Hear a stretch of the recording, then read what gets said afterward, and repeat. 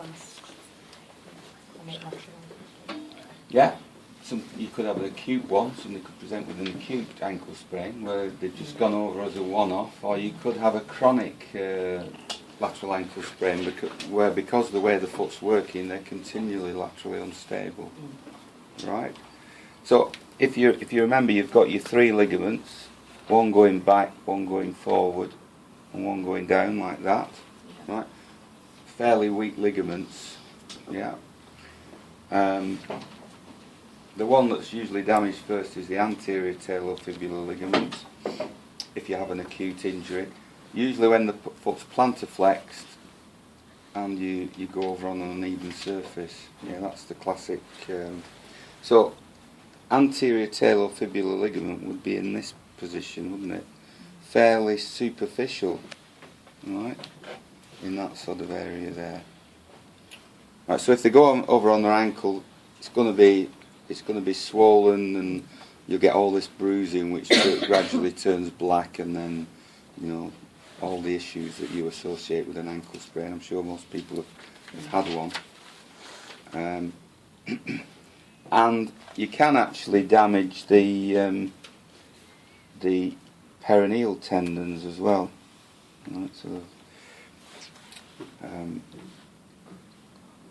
you can tear the tendons or really stretch them, so there may be a problem there. Can they actually detach from the styloid process as well? Yes, I'll talk about that in a second. Yeah.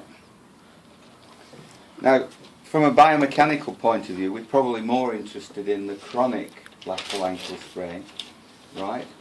So basically the patient will usually say to you that, I keep going over on my ankle, and when they stand, they're sort of like this, the foot keeps wanting to go over on the outside like that. So they may have sort of chronic sort of irritation to the lateral side, and the pain may go up the leg, the tenderness, into the peroneal muscles, because if you're continually going over on the ankle, the peroneal muscles will fire to try and stop you going over. So you can get a sort of pain extending up there, right?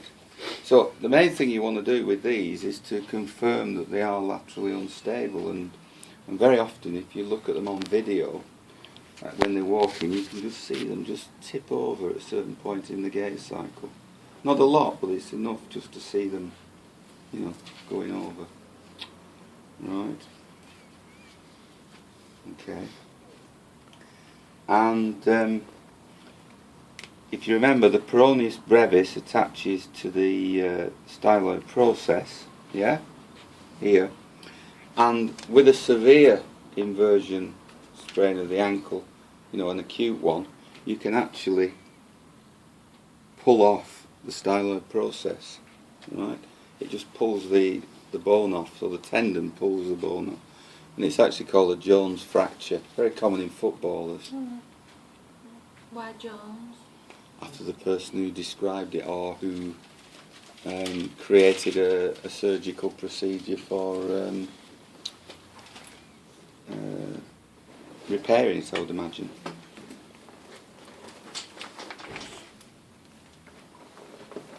Okay.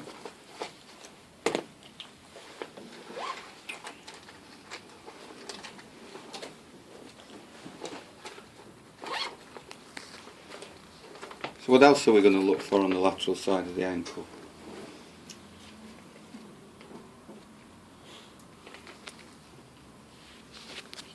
Chat nerves?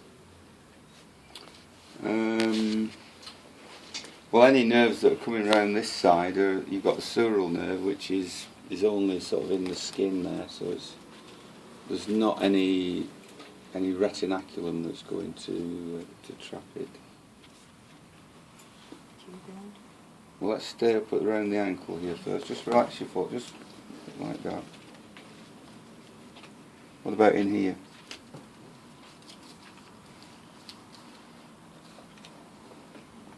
In that hollow there. Yeah, sinus tarsi syndrome. Yeah, sinus tarsi syndrome.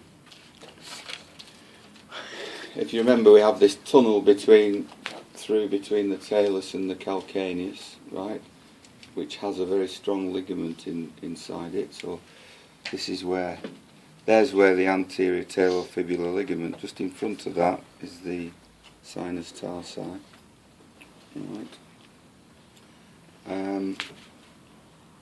So the sort of questions you need to be asking your patient, see, your problem is you've got this ligament which is on the surface, the anterior talofibular ligament. So how are you going to differentiate between the two?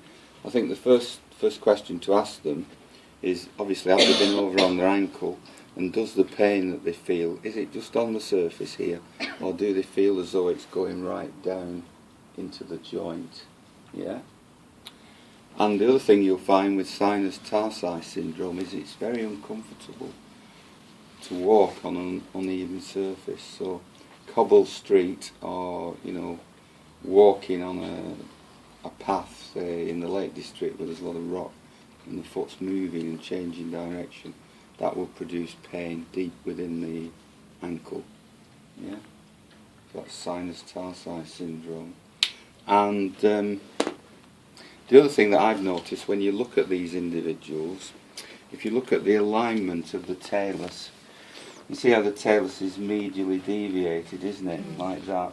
Well, what you'll find if you look at a series of people with sinus tarsi syndrome is that the talus appears to have rotated round more medially like that. Yeah? And what I think's happening is that there's a lot of transverse plane movement in the subtalar joint. And what's happening is that as they pronate, you get a lot of turning of the talus like that, and obviously the ligament between is being tightened as you do that. Yeah.